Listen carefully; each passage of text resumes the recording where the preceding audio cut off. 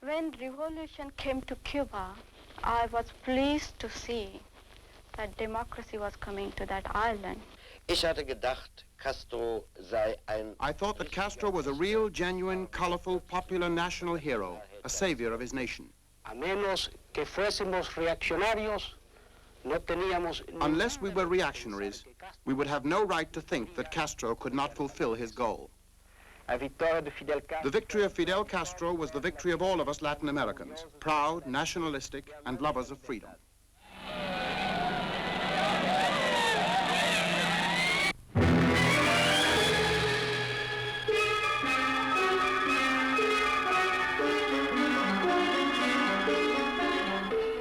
Havana, January 1st, 1959.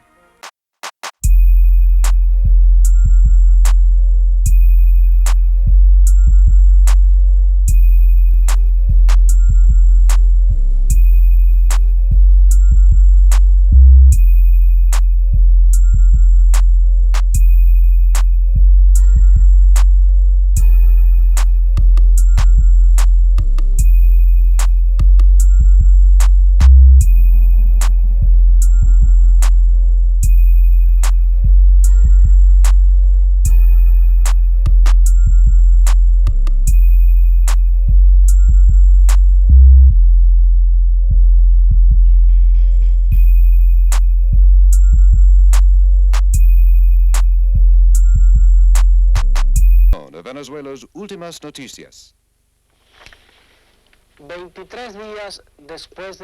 23 days after Castro's victory, we received him in Caracas. He had just triumphed over a dictatorship, and therefore we welcomed his revolution. Castro was an impassioned man, but a civil war is no joke. We had hopes that he would allow the Cuban people to decide on their own future, to take their place in the sun, and to adapt their institutions to their desires. The revolutionary leader now took to the public square in Havana to tell the people what victory meant. There would soon be general elections. There would be a free press, beholden to no one. There would be land for the peasants. This revolution, Fidel Castro told the people standing in the sun of the Prado, is as native as the Cuban palms.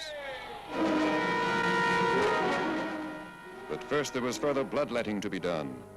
The world had mixed emotions about such violent retribution, as convicted torturers and collaborators fell with a maximum of publicity and a minimum of due process of law.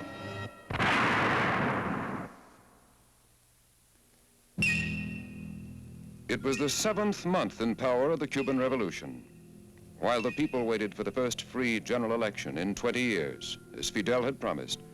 Political orientation was carried out under the orders of Che Guevara, an Argentine with a Botticelli angel's face and a scholar of Marx. From obscurity came Cuban communist leader Blas Roca, claiming that communists had fought as hard as anyone else in the revolution.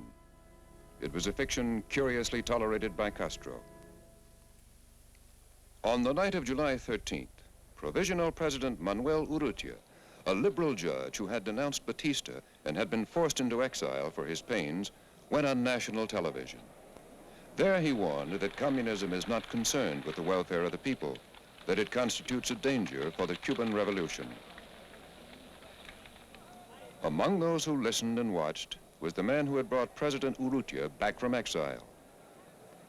4 days later, he took to the television channels to accuse Urrutia of treason. Urrutia resigned and was put under virtual house arrest. Later, he once again sought political refuge. Signor Fedeli of the Socialist Party of Italy recalls the time. It was the degeneration of the revolutionary movement. No elections were held. There was no democratic debate inside the revolutionary movement itself. The ideas of dissenters were not discussed, since those who expressed opinions in disagreement with the majority were persecuted. as happened in the case of Huberto Matos, who was sentenced to 20 years. It was the 10th month of the Cuban Revolution. Léo Sauvage of Le Figaro, Paris, observed that it was stillborn. To serve truth, one must serve freedom. These are the two recommendations that Albert Camus, in his speech in Sweden, made to the writer, and they can also be applied to the journalists. Journalists who wish to examine the situation in Cuba 4 years after the revolution have to begin by acknowledging three undeniable facts that underlie everything that happened later. The first was the arrest in October of 1959 of Commander Hubert Matos, who was one of the first of Castro's colleagues and who was arrested in his general headquarters in Camagüey. He was arrested for one reason, because he wrote a letter to Castro in which he expressed his disagreement with the communizing position. It wasn't as yet a communist one, but a communizing position of the government. He took no stand, he made no action, he made no rebellion. He merely wrote a letter to a friend who was also a chief. He was arrested, and despite Castro's request for a death sentence, he was sentenced to 20 years in jail. Now, I believe that it is this fact that Camus, were he still alive, would have borne in mind when he prepared those two principles: the refusal to deny what one knows and resistance to oppression. In early 1960, the serious communication problem that existed between the United States and Cuba grew worse. U.S. Ambassador Philip Bonsall, who had come to Cuba with support and greetings for the revolution, was rebuffed. What would amount to $350 million worth of land and property was expropriated without compensation. United States offers to reconcile differences went ignored. From his suite high up in the Havana Hilton Hotel, where he would often seek his own tormented counsel, Castro now made his choice. On February 4th, 1960, the Havana airport resounded to the excitement and confusion attendant to great occasions of state. The arriving celebrity, Anastas Mikoyan, first deputy premier of the Soviet Union. In the month that followed, Cuba and Russia signed economic and trade agreements. Henceforth, Cuban sugar would sweeten the cups of Russian tea drinkers. $100 million worth of credit would be extended. Soon after, Che Guevara, the new honorary citizen of Cuba, and Fidel's brother Raul went to communist Eastern Europe. Toasts were offered. So were arms.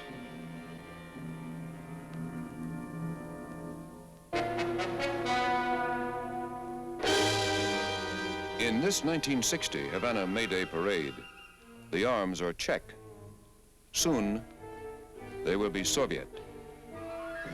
From the Kremlin, Nikita Khrushchev pledged that the Soviet Union is raising its voice and extending a helpful hand to the people of Cuba. In the case of necessity, he threatened, Soviet artillerymen can support the Cuban people with rocket fire. Meeting in San Jose, Costa Rica, the foreign ministers of the American republics declared that such extracontinental intervention, as they termed it, endangers the security of this hemisphere. In response, Raul Roa, Castro's foreign minister, walked out.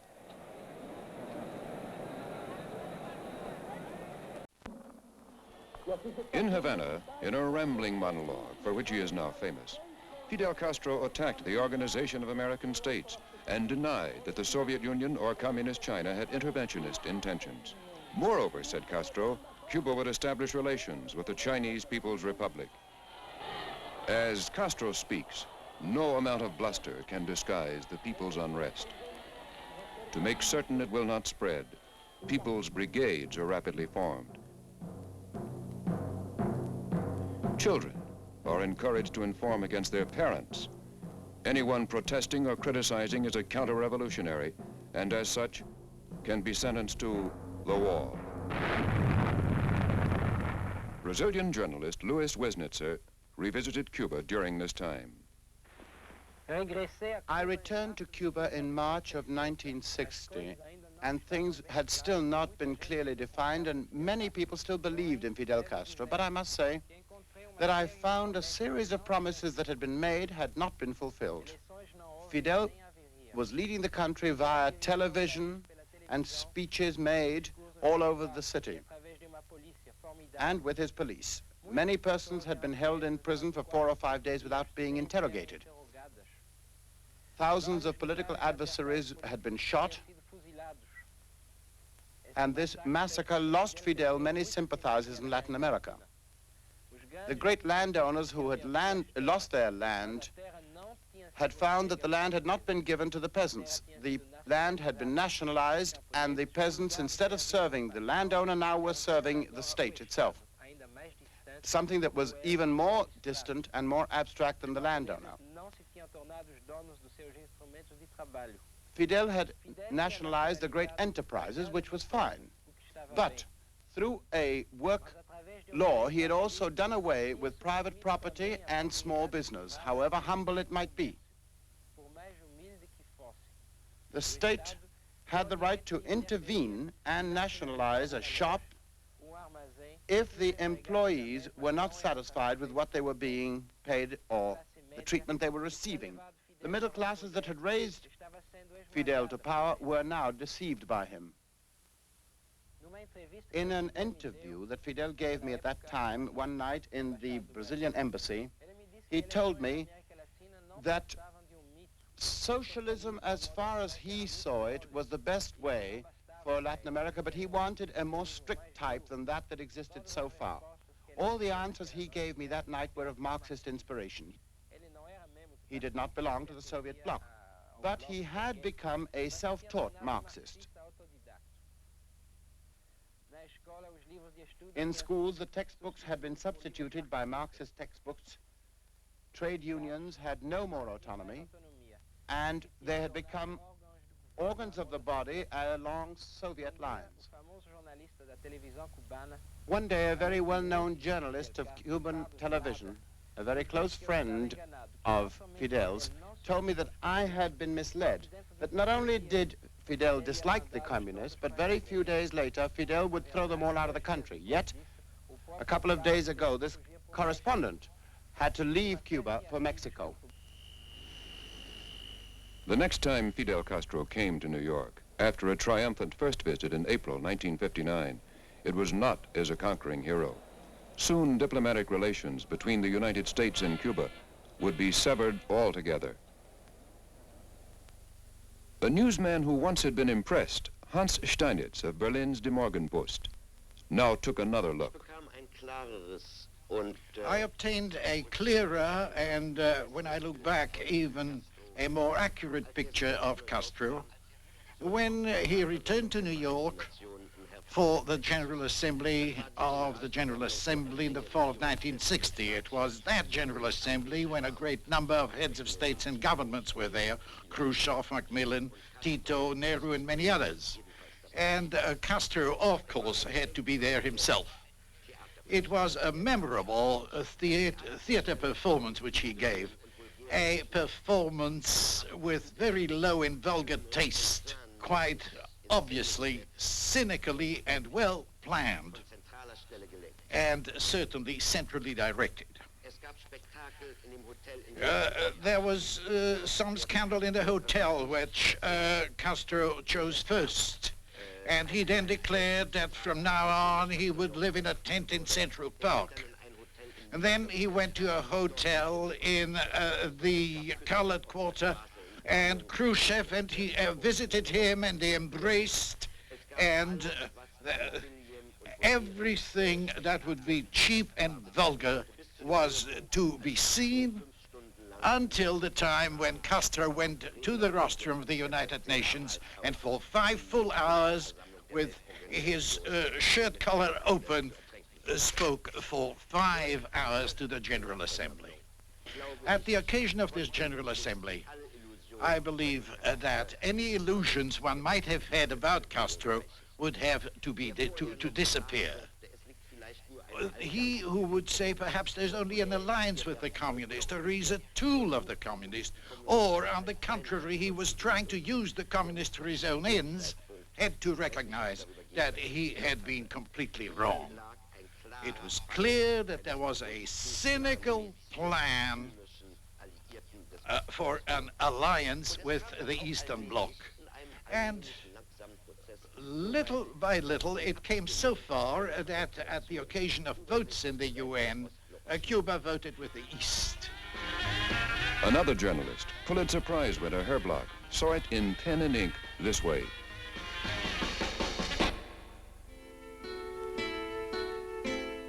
During the third year in power of the Cuban Revolution, Cuba's economy was in serious trouble. Unskilled farm labor, students and clerks were commandeered to gather crops.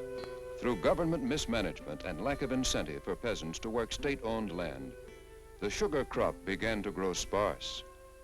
By 1962, Cubans would be speaking of the harvest of the bitter sugar. Everywhere there were food queues and rationing.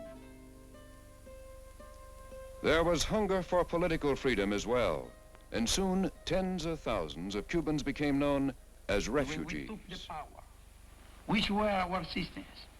Free press to everybody, free ideas, free religion belief, and all those rights, those human rights that we could establish in the most...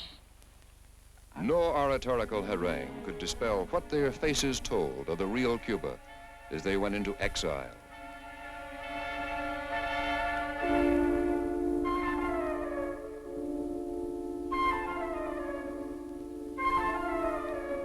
Where once Castro had promised a new life for the Cuban people, he now chose instead to restock his arsenal. In 1962, he boasted of having 350 medium and heavy tanks, 300,000 machine guns, rifles, and pistols, more than 100 jet fighters, all at a cost that would be enough to feed, clothe, and shelter every newly born Cuban baby for the rest of its life.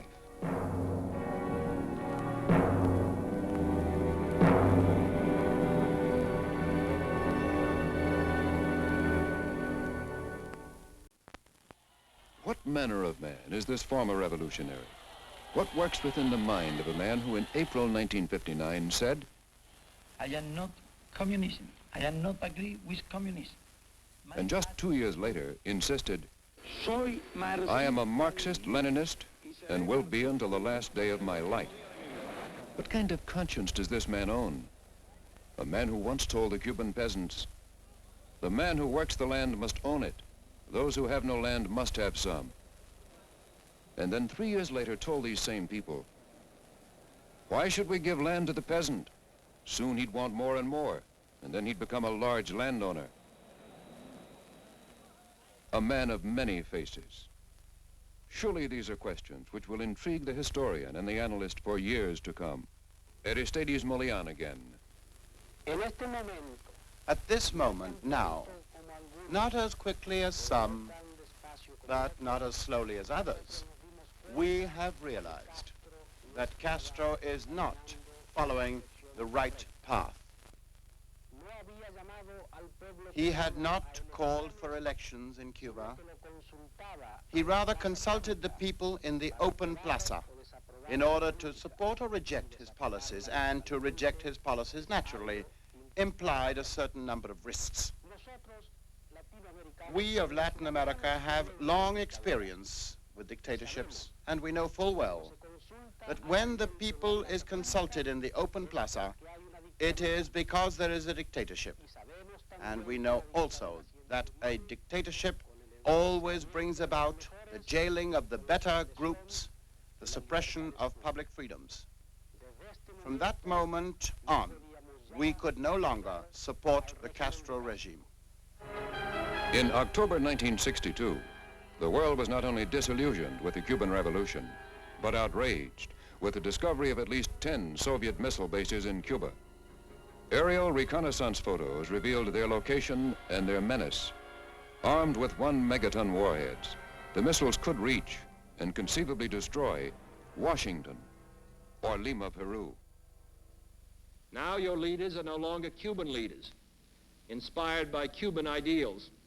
They are puppets and agents of an international conspiracy which has turned Cuba against your friends and neighbors in the Americas and turned it into the first Latin American country to become a target for nuclear war. We know that your lives and land are being used as pawns by those who deny your freedom. The President of the United States announced the nation's intentions. Among the decisions, an insistence upon immediate dismantling and withdrawal of the missiles, a quarantine on all offensive military equipment under shipment to Cuba, and continued increased surveillance of the military buildup. Hemisphere support was swift. The Organization of American States, by a vote of 20-0, approved the resolution, some nations offering active military assistance. Surveillance did continue. In the air, as planes made passes to photograph missile installations despite Cuban anti-aircraft. And on the sea, as U.S. Navy Task Force 136 steamed to a fateful rendezvous with Russian ships, all Cuba-bound ships entering the quarantine area would be commanded to heave to be searched. 1 week later, Premier Khrushchev, who had never once consulted Castro, issued a new order calling for the return of the weapons to Russia. Then, like a penitent burglar who's been caught in the act, he wrote to President Kennedy, "After all, both you and I understand what kind of weapons they are." Editorial cartoonists around the world expressed their scorn.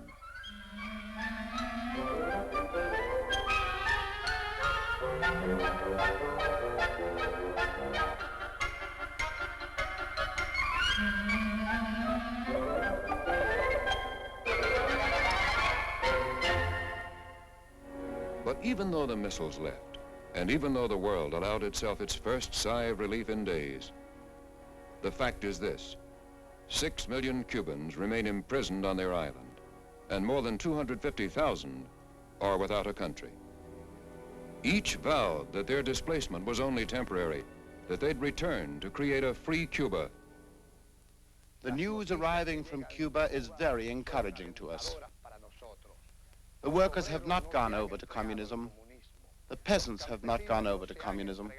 The students have not gone over to communism.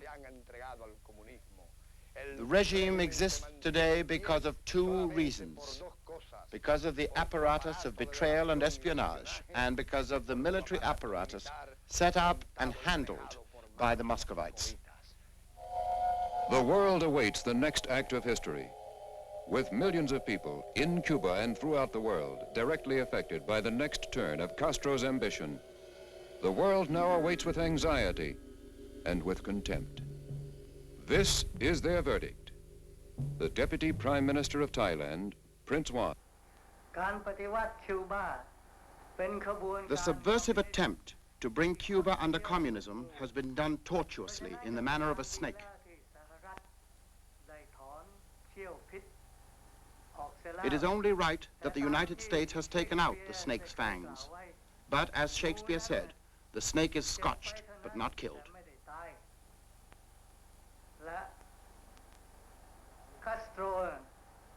Castro is more dangerous than a snake. We see that revolution in Cuba is rather moving in opposite direction. If later it joined the communist bloc, it turned matters worse.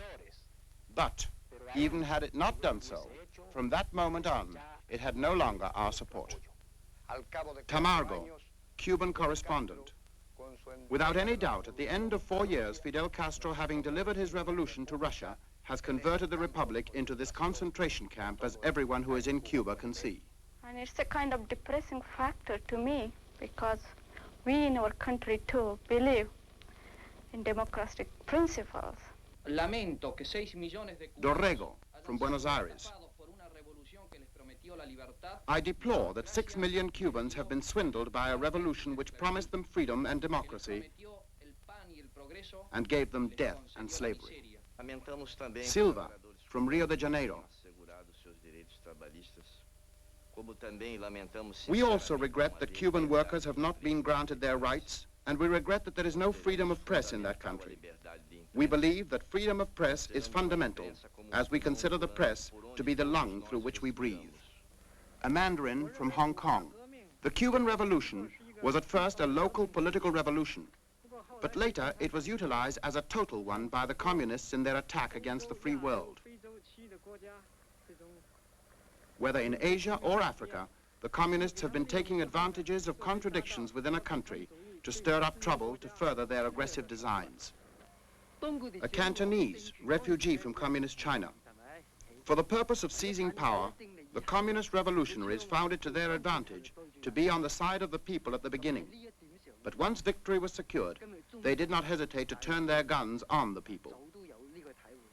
From our own bitter experience, people on the Chinese mainland have come to realize that the fate in store for the Cubans cannot be any different from what has befallen the Chinese people. A Cuban correspondent.